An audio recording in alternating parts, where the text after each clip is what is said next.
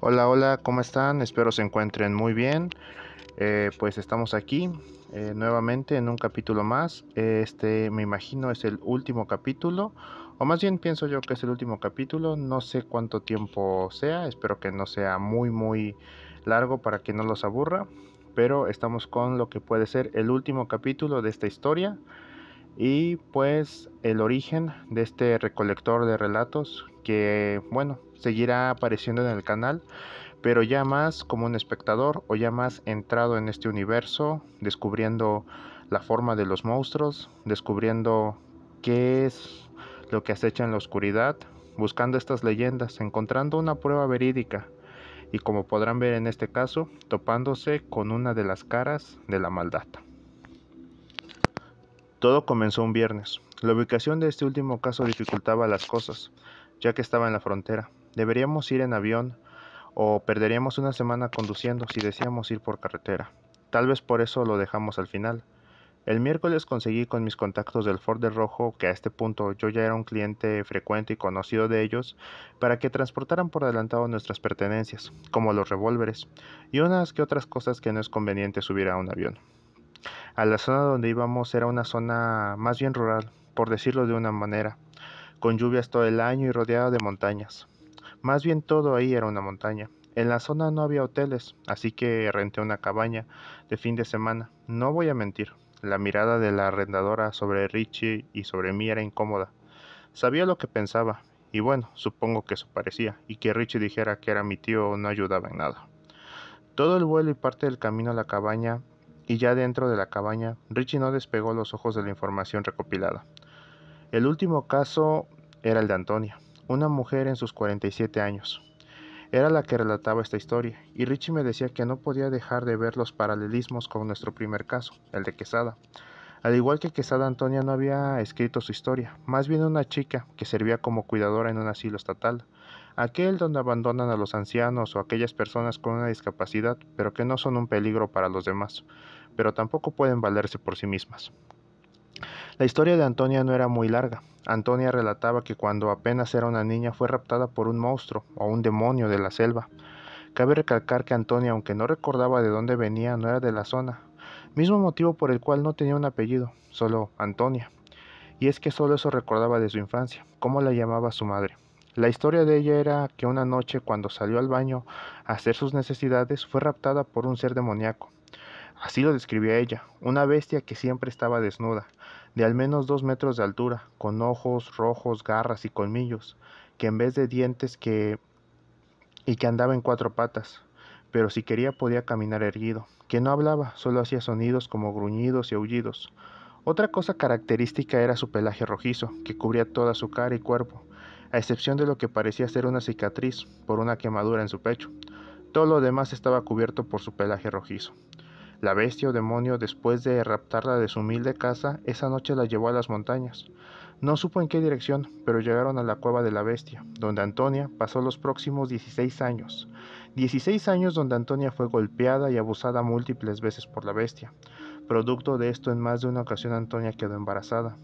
Y el relato se menciona que de los 4 embarazos que tuvo, 2 nacieron muertos, y los otros 2 pudieron nacer adecuadamente, y era la bestia quien la asistía para dar a luz, y le permitió quedarse con las criaturas durante al menos 6 meses. Antonia relataba que aunque no quería tener las crías de la bestia, siempre terminó compadeciéndose de ellos, así que accedía a amamantarlos y cuidarlos, que cuando eran unos cachorros parecían bebés normales. Eso sí, con mucho pelo corporal rojizo como la bestia. Cuando la bestia se iba, la encerraba en una caja al interior de la cueva, con fruta y agua que la misma bestia le llevaba. Conforme pasaron los años y el crecer físico de Antonia, la caja era cada vez más chica e incómoda de estar. Antonia tenía que estar ahí todo el tiempo que la bestia no estaba con ella, por lo general durante el día. Y cuando la noche caía llegaba la bestia, que golpeaba y humillaba a Antonia. Y todo esto continuó todo el tiempo que Antonia estuvo cautiva, al punto que en más de una ocasión Antonia tuvo huesos rotos que sanaron solos, pero de mala manera, y el hecho de tener que estar constantemente en una caja que cuando ya era adulta hizo que el día a día de hoy no pudiera caminar. Esa era la historia que supuestamente relataba Antonia a su cuidadora y posteriormente ella compartió en internet y distintos foros. Richie me miraba de manera seria. Yo le pregunté que qué pasaba. Me contestó que no sabía, que tendría que evaluar a Antonia y tratar de ver su estado mental actual, y qué tanta lucidez mental tiene, qué tanto de lo que relata es cierto y qué tanto era una fantasía de ella, posiblemente derivado del mismo trauma, o tal vez de algún golpe, o el tiempo incluso que pasó sola, o tal vez incluso su estado alimenticio, y el trato que tuvo en su cautiverio.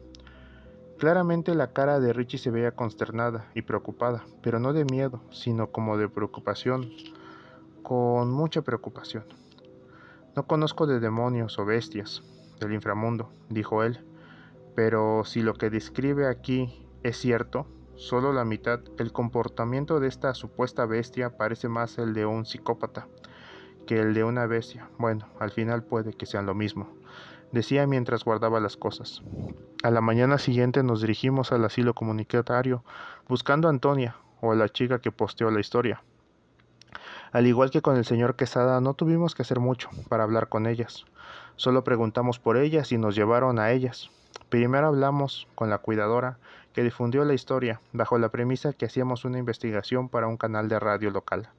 Ella nos dijo en primera instancia que difundió su historia en Facebook y páginas de internet para ver si alguien daba con su familia o si alguien buscaba a Antonia, ya que después de lo contado no sabía nada de su origen o familia.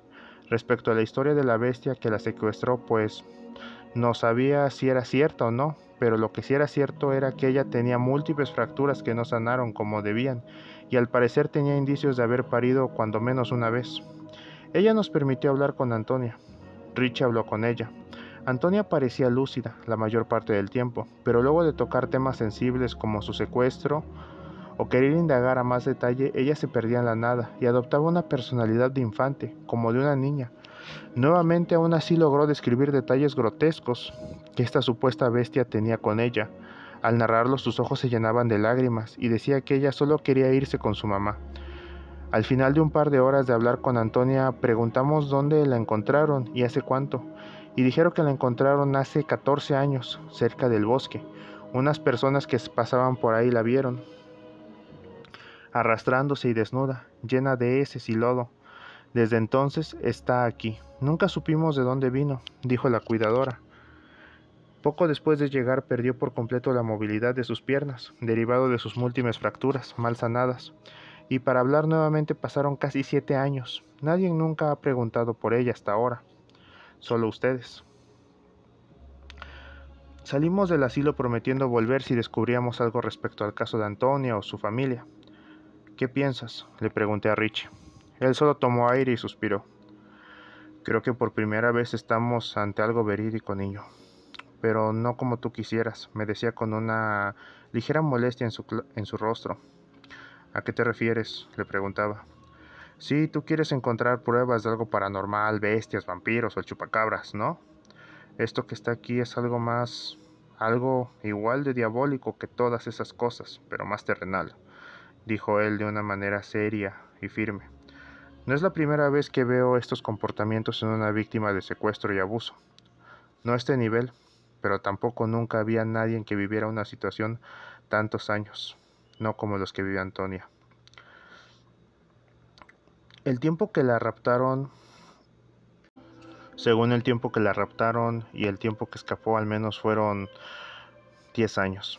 La mente humana con frecuencia tiene anticuerpos y defensas, como el resto de tu cuerpo. Una de ellas es sustituir recuerdos o recordar eventos traumáticos de tu vida en forma diferente, dándole una explicación lógica para ti. Después de años de abuso, es obvio que tu mente no puede tolerarlo y terminará rompiéndose, al igual que tu cuerpo eleva tu temperatura para matar una bacteria dentro de ti, pero después de los 40 grados termina matándote. Tu cerebro termina desconectándose de la realidad de forma permanente. Solo piénsalo, niño. Ella tenía 12 años cuando la raptaron y sometieron a todo ese infierno. En su mente fue más fácil imaginar que un demonio salió del bosque y la sometió a todo eso, a que una persona fuera capaz de hacerle tales atrocidades. Después de decirme eso, yo entendía lo que quería decir. Incluso para mí sería más fácil digerir que un monstruo del infierno haría algo así, que un ser humano le haga eso a otro ser humano solo por gusto. Bien, le dije, pues hagamos lo que vinimos a hacer, investiguemos. Richie me miró con cierto recelo. Yo le dije que con suerte tal vez demos con el paradero de la familia de Antonia. Merecen saber que sigue viva, ¿no? Y con suerte tal vez le demos la paliza a una bestia del bosque. Richie solo asentó, y es que por primera vez en meses estábamos motivados. Nuestro primer paso fue ver el mapa, y dependiendo de la zona donde hallaron a Antonia, debía estar esta supuesta cueva. Tal vez era una casa o algo así, pero lo que vimos es que solo a 12 kilómetros de ahí estaba otro pueblo, muy pequeño, tanto que ni parecía en algunos mapas. Supusimos que Antonia en su estado físico no pudo moverse lejos de su zona de cautiverio. Nos dirigimos al pueblo, en realidad no sabíamos qué hacer. Al llegar al pueblo solo decidimos dar de inicio por toda la zona un rondín, conocer el área, y lo primero que nos topamos es que en el pueblo, a pesar de estar a más de una hora de cualquier ciudad, no parecía un lugar pobre, sino todo lo contrario. Los que habitaban ahí en su mayoría eran agricultores y ganaderos, todos con ropa de campo, pero bien vestidos, con camionetas de modelos recientes y todo eso. Lo cierto es que no sabíamos por dónde empezar, así que fuimos a la tienda de la localidad, con la intención de seguir con la historia de que hacíamos un reportaje para un canal de radio sobre las desapariciones de personas y niños, con la esperanza de que entre tanto alguien nos diera una pista, un lugar a dónde ir. Y como era de esperarse, nadie nos dio nada interesante o nada que pudiéramos seguir. Algo que nos hizo un poco de ruido es que don Rogelio, que hace 40 años se mudó a su rancho para la zona, el pueblo prosperó muchísimo, ya que surtían leche y granos a grandes empresas de las ciudades. El que atendía la tienda nunca oyó de ninguna desaparición o rapto de niños, y menos de ninguna leyenda de algún demonio del bosque. Solo dijo que eso lo llegó a escuchar de vez en cuando, pero al menos hace 10 años, en los pueblos siguientes, sobre que desaparecían niñas, pero se lo atribuía al crimen organizado o a alguna mafia. Decidimos dirigirnos hacia esos pueblos, a unas 4 horas de ahí. El camino fue difícil, sin carreteras, solo un camino de tierra. Llegar no fue fácil, y al llegar, bueno, el panorama era desolador. Este pueblo de cuando mucho 1000 habitantes era todo lo contrario al pueblo anterior. Calles sin pavimentar, casas de palma y bambú. Era lo que había. Muchos de los habitantes se sorprendían de vernos, de lo diferente que lucíamos a ellos. Incluso muchos ni siquiera hablaban español, sino un dialecto que obvio ni Richie ni yo conocíamos. Preguntamos con las pocas personas del pueblo que hablaban español. Preguntamos por Antonia o alguna desaparición. Si bien nadie reconoció el nombre de Antonia, dijeron que desde hace 40 años no eran raros los raptos, sobre todo de mujeres, entre los 16 y 10 años. Cada cierto tiempo desaparecía una niña, a veces las buscaban, pero nunca encontraban nada, y que pararon hace 8 años. Al preguntar por qué nunca llamaron a la policía, creo que ni siquiera conocían el concepto de policía, pero ya empezaba a tener un poco de sentido. El área de caza de esta bestia eran estas personas vulnerables en todo aspecto, que jamás podrían defenderse de alguien, así que aunque la zona estaba rodeada de cerros y montañas, era imposible buscar la supuesta cueva. Además, mi instinto, como me recomendó mi abuelo, seguir me decía que si encontraríamos una pista sería en el primer pueblo. Volvimos ahí y decidimos nuevamente probar suerte, preguntando con los locales o solo observando. Ese era el plan, pero recuerdo que casi choco, y es que en mi ser se paralizó cuando a lo lejos vi esa figura, un hombre de al menos 1,90 de altura. Subía unas cosas a su camioneta, fornido, con brazos que parecían troncos, y una prominente barba y cabello rojizo, junto con un vello en pecho que se asomaba por su camisa. Richie me gritaba, pues casi chocamos con un auto, porque yo dejé de mirar al frente, pero cuando él vio lo que yo veía solo dijo, "Oh", y al parecer entró en el mismo trance que yo, trance que salimos cuando escuchamos la bocina del auto detrás de nosotros, que para este momento ya había detenido la marcha por completo del vehículo. Nos orillamos en una calle y prácticamente corrimos detrás de este sujeto. Claro, él lo notó, al verlo de frente era un joven, apenas en sus veintes, pero era difícil verlo por esa barba, y es que era casi un gigante. Yo me quedé callado, y Richie rápidamente tomó las palabras. Buenas tardes, disculpa nuestro atrevimiento. Es que estamos haciendo entrevistas con los locales del pueblo. ¿Tienes unos minutos? El sujeto parecía una persona agradable, incluso infantil. Se emocionó de la historia de Richie de que éramos de una cadena de radio y queríamos su testimonio de él. Ahora cambiamos la historia a la que nos contó el primer local del pueblo, de este don Rogelio, que llegó hace años y trajo prosperidad. Al oír esto el muchacho se emocionó aún más y dijo, claro, es mi papá. Vengan, ¿por qué no lo entrevistan en persona?, dijo él, claramente emocionado. Al instante supimos que este muchacho no era ni por lejos la bestia que buscábamos, pero algo en nuestras entrañas nos decía a Richie y a mí que nos estaba guiando a la boca de la bestia. Lo seguimos hasta un rancho a las afueras del pueblo. Claramente eran adinerados, pero en palabras del muchacho dijo que también eran personas humildes y trabajadoras, detallando un listado de actividades que hacían desde ordeñar vacas como trabajar en el campo, él y su hermano, ya que su padre se había retirado hace unos años, producto de la caída de un caballo, cuando estaba de cacería en el bosque. Richie entonces tomó la palabra y preguntó por su madre. El chico nuevamente, como si fuera un niño, se entristeció y respondió: No conocí a mi mamá, señor, y mi papá nunca habló de ella. Papá nos crió solos a mi hermano y a mí. Eso decía mientras agachaba la cabeza. Nos hizo pasar a su casa, en ella, llena de algunos sirvientes y otro que otro capataz que trabajaban en el rancho de tiempo completo. Nos presentó a su hermano mayor, con las mismas, con las mismas características que él, alto, pelirrojo, con mucho vello corporal. Al parecer él no estaba tan feliz por la idea de entrevistar a su papá, pero accedió al final. Nos dijo que solo unos minutos, que su padre ya era un hombre mayor, y a veces comenzaba a perder la lucidez por culpa de la edad. Por momentos incluso se ponía violento y decía cosas sin sentido. Accedimos y entramos, y vimos a un señor, ya mayor, en sus 80s, postrado en una cama, lleno de enfermeras y con bolsas de suero y demás medicamentos en esa habitación lujosa. La cama estaba frente a una enorme ventana. Le hicimos una clase de preguntas banales sobre su trabajo y cómo construyó su legado, así también de manera sutil por la madre de sus hijos, a lo cual él solo dijo que ella lo había abandonado. Entonces yo no toleré más, pues yo estaba seguro que él era la bestia que había torturado y abusado de Antonia, mientras por algún motivo Richie solo miraba por la ventana. A la mitad de la entrevista yo susurré: Antonia. El viejo al instante me miró, y también susurrando dijo: mi Antonia, mientras apartaba su cobija y ponía cara de placer. Sentí asco de verlo, y al jalarse él mismo una de sus cobijas, dejó al descubierto su pecho, y una enorme cicatriz de una quemadura expuesta en su pecho. Richie rápidamente se me acercó, y dijo gracias, mientras me tomaba del brazo y me hacía caminar, y dijo a mi oído: mira hacia la ventana, y con la poca luz que daba en el cielo, lo vi. Una montaña no muy alta, más bien un pequeño cerro, y desde la habitación de este viejo se veía una pequeña cueva. Al salir de ahí, el hijo menor quiso que nos quedáramos a cenar, y como invitados, casi sentía pena por ese pobre muchacho, que no sabía de la clase de monstruo que era su padre. Richie dijo que no podíamos, que teníamos que volver a la ciudad, pero le pidió su teléfono para avisarle cuando la entrevista saliera al aire. Al salir del rancho solo nos vimos a los ojos. Es él, le dije. Lo sé, respondió Richie. Tenemos que hacer algo, le dije. No podemos dejarlo vivir con lo que ha hecho. No podemos dejarlo vivir lo que le queda de su miserable vida como si hubiera sido un respetable hombre. Estoy seguro de que sabe que sabemos de Antonia, y eso le gusta en su retorcida mente. Tenemos que avisar a la policía, le dije. No, dijo Richie. ¿Y decirles qué? ¿Contarle las historias de Antonia? ¿Y luego emparentarla con nuestras teorías? Los únicos que terminaríamos detenidos seríamos nosotros por las identificaciones falsas. Además, por la edad de este tipo y lo que padece, existe la posibilidad de que nunca sea procesado, incluso con evidencias sólidas. ¿Entonces qué?, le pregunté.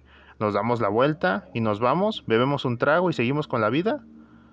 Le decía ya molesto a Richie. Yo no dije eso, niño. Tenemos que llegar al final de esto, y con suerte encontraremos algo que podamos usar contra él. Algo que haga que podamos hacer algo parecido a justicia por Antonia. Y sabrá Dios por cuántas niñas más, me dijo Richie. Tenemos que ir a esa cueva que describió Antonia. Estoy seguro que esa que se alcanza a ver desde tu habitación es esa cueva. Vamos, entonces, le dije de manera enérgica. No ahora, niño, es de noche. ¿Y qué?, le respondí. ¿Te asusta la oscuridad? Tenemos linternas, le decía con una clara molestia. No, idiota, me respondía. ¿Pero no crees que 2 linternas rebuscando en la oscuridad serían fácil de ver a la mitad del pueblo? Verán que estamos ahí. Esperaremos a la mañana e iremos ahí de la manera más discreta posible. Todo lo que decía Richie con frecuencia era acertado y con lógica, y esta vez no era la excepción. Por primera vez en mucho tiempo no pude dormir en la noche. No podía no pensar en Antonia. ¿Qué es lo que le hizo que soportara ese infierno? ¿Cómo un ser humano es capaz de tales bajezas contra otro ser humano?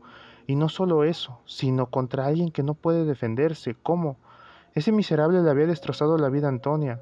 No sé si ella hubiera sido una buena mujer, si hubiera salido del pueblo y se hubiera convertido en una persona exitosa y superándose a sí misma, o solo hubiera vivido su vida, el resto de su vida en ese pueblo, criando a sus hijos. ¿Y qué hay de su familia? Ni siquiera pudieron enterrarlo o llorar su pérdida adecuadamente. Solo un día ya no estaba y nunca más volvió. ¿Cuánto tiempo la buscaron sus padres? ¿Aún viven? Y si es así, ¿aún conservan la esperanza de que su hija esté bien? Con esos pensamientos que me atormentaron llegó la mañana. Nos dirigimos al pequeño cerro, y una vez ahí no fue difícil dar con la cueva. No era desde la entrada de ella se veía la casa de ese bastardo, junto con parte del pueblo y los caminos del lugar.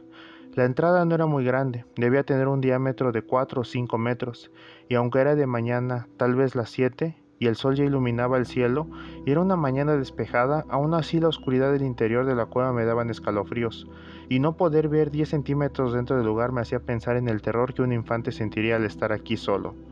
Encendí mi linterna, y Rich hizo lo mismo, también desenfundó su revólver. Solo me vio y dijo, por si acaso. Y era la primera vez que veía que investigábamos un caso donde tenía su revólver con él. Yo también desenfundé el mío y entramos a la cueva. Un olor de humedad y una brisa fría estaba presente.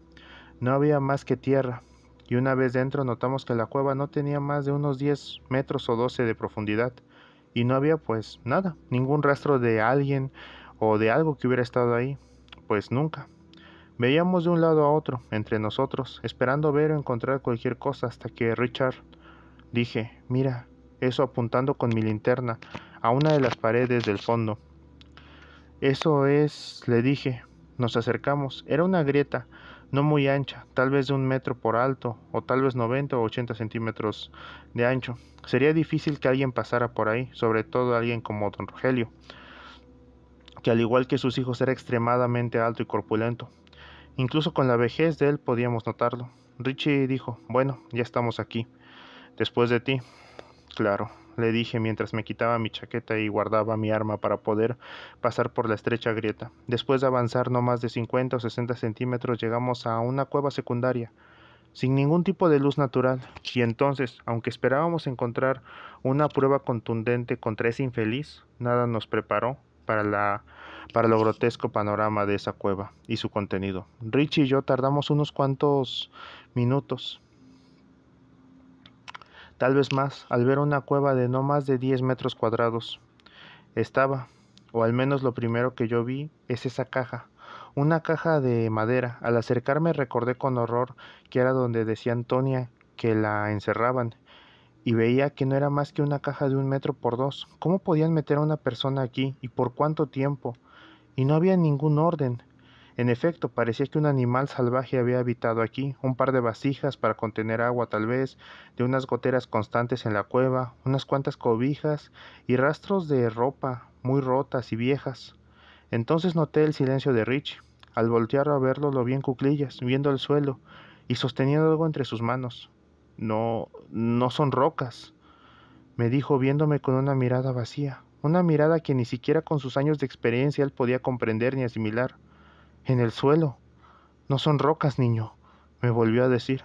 Al apuntar con mi linterna vi lo que me decía, y lo comprendí todo. El suelo estaba repleto de huesos y cráneos, algunos separados entre sí, y otros aún el esqueleto completo. Richie contó 22, y aunque no era su área, asumía que todos los huesos eran de mujeres, ninguno mayor a los 20 años. Incluso había unos tan pequeños que no había duda que eran de fetos. No pude más. Un ataque de ansiedad y pánico me invadió. Salí de ese lugar arrastrándome para posteriormente salir corriendo de la cueva hasta el bosque. Hasta el bosque. Estaba asqueado, estaba furioso, solo quería justicia y quería yo tomarla por mis manos. No podía dejar de caminar en dirección a la casa de ese maldito animal. No sabía qué iba a hacer o cómo lo iba a hacer, solo quería llegar y enfrentarlo, que se enfrentara a mí, a alguien que sí podía defenderse. A ver si de verdad era tan malo como con todas esas niñas. Richie me alcanzó, tuvo que sujetarme e intentó tranquilizarme. ¿Qué haces, niño? Me preguntaba. Ese maldito, dije, ese pedazo de escoria está ahí feliz, tranquilo, después de masacrar y arrebatarle la vida a tantas inocentes. Y tú lo dijiste, Richard, tú lo dijiste, incluso con esas pruebas ese maldito no iría a prisión. Nadie le devolverá tantos años de tortura y miseria a Antonia, ni a todas las niñas que ese maldito alcanzó. Me niego a vivir sin hacer nada. No importa lo que me pase a mí, pero ese bastardo tendrá su merecido hoy de una vez por todas. Cálmate, niño, decía Richie. Relájate, maldición. ¿Cuál es tu plan? ¿Tocarás a la puerta? ¿Cómo te librarás de todos sus empleados? ¿Cómo evadirás a los dos mastodontes que tienen por hijos? Que hasta donde sabemos ellos son los hijos de Antonia. También dime cuál es tu plan. Es un rancho de pueblo. ¿Crees que no todos están tan bien armados? Terminarás muerto en el patio antes de entrar a la casa. Relájate un minuto y usa tu maldita cabeza, me decía Richie. Entonces, ¿qué? Tú dime, ¿cuál es tu plan? ¿No hacer nada? Le respondía de manera violenta. Yo no dije eso, niño. ¿Quieres venganza por todas esas niñas? Está bien, estoy contigo, pero hagámoslo de manera inteligente. ¿Hay gasolina extra en el auto? Me preguntó. Sí, como un galón. ¿Para qué? Aún es temprano, no hay mucho movimiento en algunos establos. Y la barda trasera no es muy alta. Podemos ingresar y salir por ahí, y si lo hacemos rápido, esos tontos no lo notarán. Esto es lo que haremos, niño. Tomaré la gasolina e iniciaré un fuego en los establos. Cuando eso alerte a todos, incluidos sus enfermeras, tú entrarás ahí. Y mira, no importa la edad que tengas, seas joven o un viejo, si te llenan de plomo, todos buscarán al culpable. Pero si un viejo como él tiene una embolia, nadie preguntará nada, decía Richie mientras sacaba de su pantalón un pequeño estuche de cuero que siempre cargaba consigo. Nunca le presté mucha atención porque nunca lo había usado hasta hoy, y de ahí sacó una jeringa con unas cuantas cosas que tenía junto a algunos frascos pequeños. Algunos calmantes o somníferos supuse. La jeringa solo la llenó con aire y me la dio, y me dijo, tú sabrás lo que debas hacer. Y pusimos el plan en marcha. El fuego alcanzó unos tractores, lo que generó una pequeña explosión, y todos salieron a ayudar a apagar el fuego. Yo pude entrar sin complicaciones, y cuando estuve a los pies de su cama, ese monstruo estaba ahí postrado en su cama. No estaba dormido, solo me veía como si supiera que su hora había llegado, pero como si no le importara. Sin un gramo de arrepentimiento me vio y sonrió. De manera burlona, sabía que yo sabía todo, pero estaba al parecer incluso orgulloso. Tomé su catéter para terminar con su asquerosa vida. Él en ese momento tomó mi mano, su fría y callosa mano me tomó por el antebrazo. No mentiré, eso hizo casi que se me saliera el corazón del pecho, y viéndome a los ojos me dijo, te veré en el infierno. Yo solo me acerqué a su oído y le respondí, claro que iré por ti, hasta allá. Claro que iré allá por ti, y a ver qué pasa. Le dije mientras introducía el aire en su intravenosa. No me retiré de la habitación hasta que empezó a convulsionar. Solo espero que haya sufrido una décima de lo que le hizo pasar a todas sus víctimas. Salí de ahí lo más rápido que pude. Richie estaba en el auto esperándome. Condujo rápido pero tranquilo, de vuelta a la cabaña sin hacer paradas. De camino vimos a los bomberos, a la policía y a unas ambulancias. Todo el camino fue en silencio. Richie no preguntó si estaba hecho o nada, solo condujo. Como dije antes, ya había sentido que cuando salía de algún lugar o hacía algo sentía que había perdido parte de mi ser, de mi humanidad, pero ahora estaba seguro de que había perdido todo. Ya era como un cascarón vacío, no había vuelta atrás, y lo que había hecho no podía deshacerse. Había cruzado un límite que jamás creí que tendría que cruzar, pero ahí estaba yo, por algún motivo, en paz conmigo mismo. Todo el camino hasta la cabaña donde nos hospedamos fue en completo silencio. No ese silencio que precede una pelea, una discusión por querer decir algo pero no saber cómo. No, solo silencio. No había nada que decir. Recogimos nuestras cosas, decidimos pasar al asilo a visitar a Antonia una última vez, y Richie quería dejar pagado un trato mejor para Antonia, mejores comidas, mejor atención y una enfermera especializada. Él dijo que le enviaran las facturas, que él las pagaría. Yo me ofrecía a reembolsar los gastos, pero él dijo que no, que tenía que hacerlo, que era su forma de contribuir. Antes de partir al aeropuerto en el auto solo le dije a Richie, perdón. Perdón por tener que involucrarte en esto. Sé que los doctores hacen un juramento para ayudar a los demás y salvar vidas, y bueno, terminamos en esto. Él solo me dijo, tú lo dijiste, muchacho. Ya no soy un doctor. E hicimos lo que teníamos que hacer. No por Antonia, no por todas esas niñas, ni siquiera por nosotros. Lo hicimos porque debíamos hacerlo. Las palabras de Richie me sorprendieron. ¿Acaso tenía razón? ¿Solo hacíamos lo que debíamos? El mundo no había mejorado ni un poco. Rogelio tendría un funeral y sería recordado como un miembro valioso de la comunidad. Nadie sabría lo que se hizo, lo que le hizo Antonia. Nunca sabría qué se había hecho, por decirlo de alguna manera, justicia. Pero como se sentía justo, como dijo Richie, hicimos lo que teníamos que hacer. Después de eso solo volvimos a casa. En el camino de vuelta no podía pensar en otra cosa que mi abuelo. Una parte de mí quería estar molesto con él, porque de cierta manera meterme en esto, pero no podía. Sabía que todo lo que hacía era por mi propia voluntad. Ahora, después de casi un año, tenía lo que quise desde el primer día que conocí, llegar al final de este caso. Conocí la verdadera historia, y como cereza del pastel, acabé con el monstruo de este relato. Debía estar feliz, sería más rico de lo que ya era. Solo debía darle mi reporte a mi abuelo, pero no se sentía así. Era un sentimiento de nada. No estaba feliz, no estaba triste, ni ningún sentimiento había en mí, solo la nada. Era yo, pero no sentía nada. Todos estos meses solo esperaba este momento donde descubría algo importante, donde mi abuelo me daba toda mi herencia, y yo le compraba casas a mis padres, autos a mis hermanas, y me volvía una especie de millonario altruista, disfrutando mi dinero y ayudando a quien se me parara enfrente. Pero no, como dije, no había nada, ni duelo, ni felicidad, ni ambiciones, ni esperanzas, ni metas que cumplir. Solo yo, Richard, y este camino que recorrer. Pues bueno, chicos, si llegaron hasta este punto, no me queda más que agradecerles por haber escuchado esta historia. Estamos prácticamente al final de esta historia, el camino del recolector en su inicio, el principio del final, o el final del principio, como quieran verlo. Queda un pequeño capítulo, un epílogo, con el cual se cierra esta historia. Si les ha gustado, por favor, compartan, suscríbanse, denle like, y pues todos los comentarios son bien recibidos. Nuevamente, muchas gracias por escuchar en este proyecto que es Minutos antes de la oscuridad.